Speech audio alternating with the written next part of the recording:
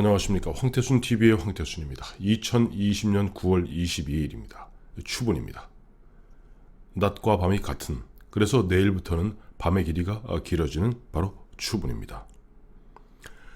문재인 대통령, 대한민국 1988년 노태우 대통령 이후 5년 단임제 대통령 공이다 4년차 이 무렵쯤 되면은 임기의 추분이 옵니다. 드디어는 내려갈 길이 보이는 것이죠. 그때 되면 대부분 대통령들은 마음이 조급해집니다. 돌이켜보면 한 3년 이상 해놓은 것은 없고 앞으로 남은 기간은 얼마 남지 않았고 특히 차기 대선 레이스가 벌어지게 되면 사실 자기 자신은 뒷방 늙은이가 되고 맙니다. 그러니 괜히 초조해지죠.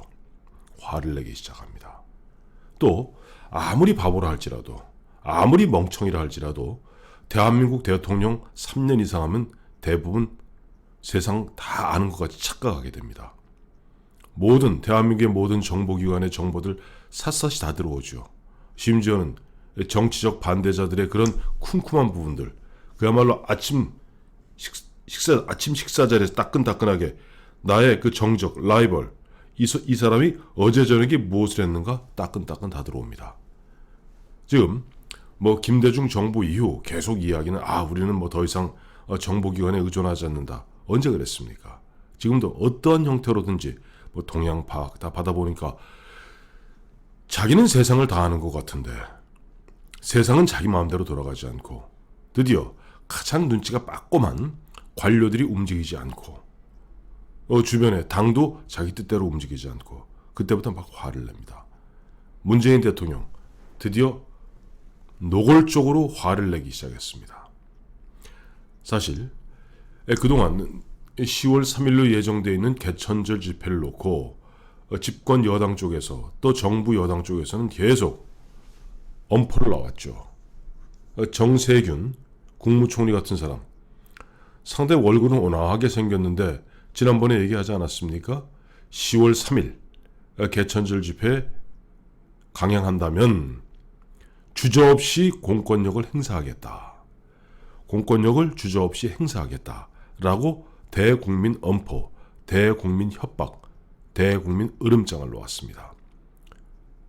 그런 와중에도 사실은 청와대, 특히 문재인 대통령은 문재인 대통령 본인이 취임사에서 밝힌 바와 같이 자기 개파, 흔한 얘기로 문파, 문꿀 오소리, 민주당 그들만의 대통령은 아닙니다.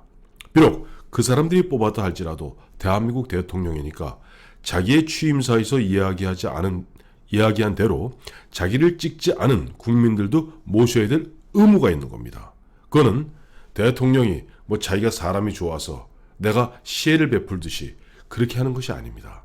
그것은 대한민국 헌법 정신이고 대한민국이 대통령 중심제를 채택하고 있는 이 대한민국에서 나를 찍지 아니했더라도 대한민국 국민 전체를 위해서 봉사하고 그들을 위해서 헌신할 의무는 대통령에 있는 것입니다.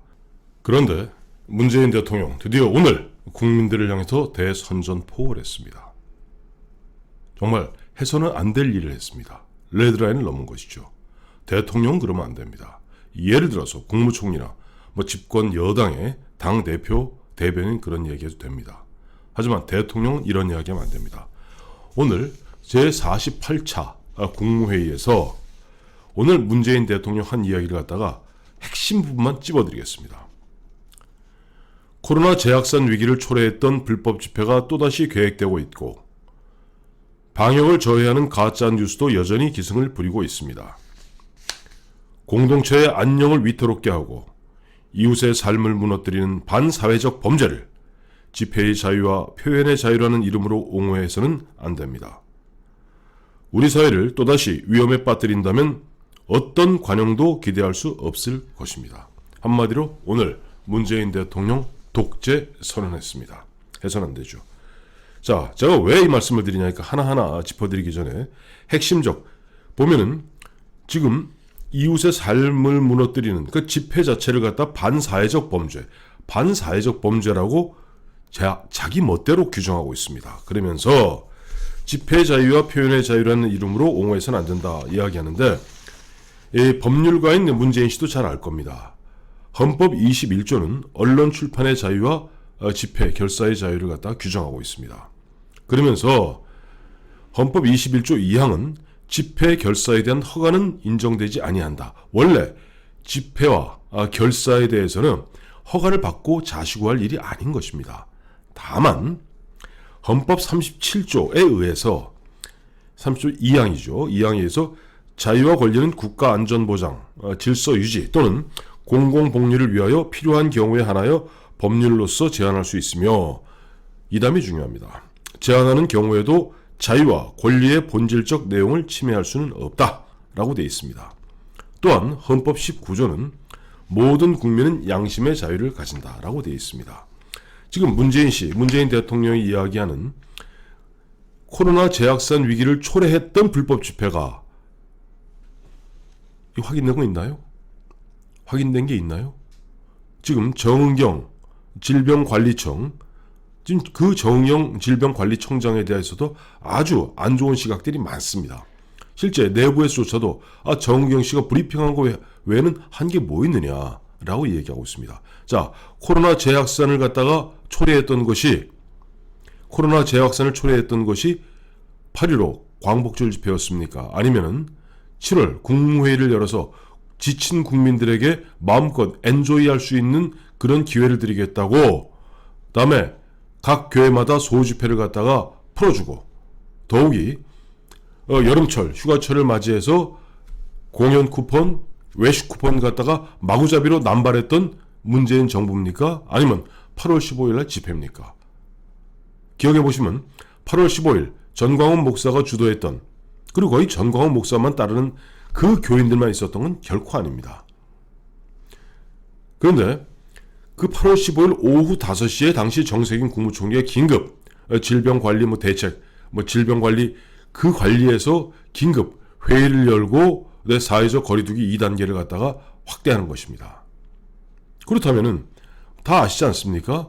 코로나 평균 잠복 기간이 5.2일이라는 건 세상 삼척동자도 아는 이 공공연한 보편적 사실이 되었습니다. 근데 어디다 대고 지금 핑계를 대는 겁니까? 또 방역을 저해하는 가짜뉴스도 여전히 기승을 부리고 있습니다.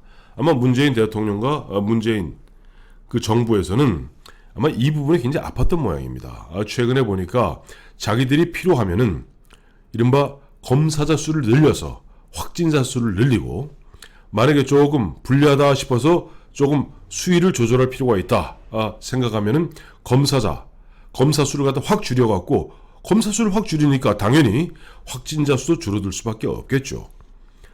그렇게 했다는 것을 갖다가 지금 모모모한 보수 우파 유튜브에서들 이야기하고 있습니다. 왜? 지금 제도권 언론에서는 감히 그런 말을 못합니다. 이미 완전히 장악되어 있으니까. 그것을 갖다 가짜뉴스를 일방적으로 지금 매도하고 있습니다. 자, 세 번째가 정말 기가 막힌 이야기입니다. 공동체의 안녕을 위태롭게 하고 이웃의 삶을 무너뜨리는 반사회적 범죄.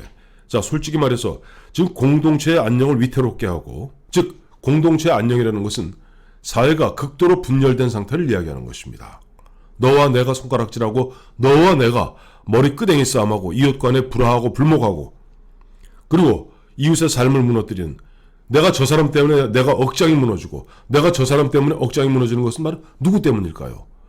지난 7월부터 8월, 9월 지금까지 석 달 가까이 대한민국 국민들의 공동체, 대한민국이라는 공동체의 안녕을 위태롭게 하고, 다음에 이웃의 삶을 무너뜨리는 반사회적 범죄를 저지른 사람이 누군가요? 바로 추미애 장관입니다. 그 추미애 장관에 대해서는 어제 권력기관 개혁 전략회의라고 그 자리에 터역하니 옆에 대동에서 누가 그러더군요. 요즘 문추라 그럽니다. 문추. 제가 아는 분은 저한테 카톡으로 관원장을 부르라 그러더라고요. 이게 무슨 말인가 했더니, 문재인의 문, 추미애의 추, 문추의 목을 갖다 자를 사람은 관원장밖에 없다. 관원을 불러라 라고 이야기하고 있을 정도로 국민들이 화를 내고 있습니다.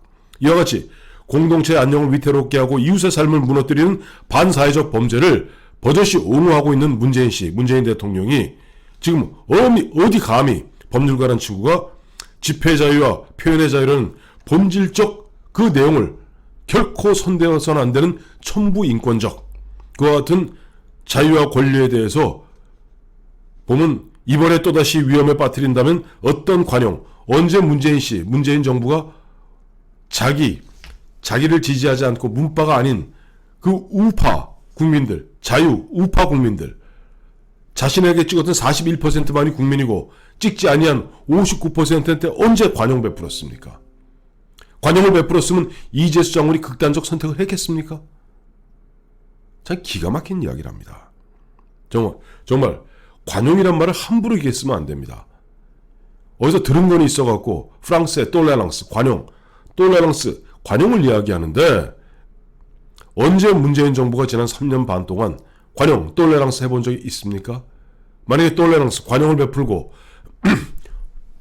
자기를 찍지 않고 자기를 지지하지 않았던 국민들도 국민으로 받들어 모신다면은 지금 두 전직 대통령 감옥에 쳐놓고 그 다음에 다른 거 볼 거 있습니까? 주변에 자기한테 예전에 야당 시절에 자기들한테 조금 가슴 아픈 얘기, 좀 뭐랄까 뼈저린 얘기했다는 많은 사람들 갖다 얼마나 괴롭히고 있습니까? 그러면서 함부로 관용을 이야기하지 마십시오.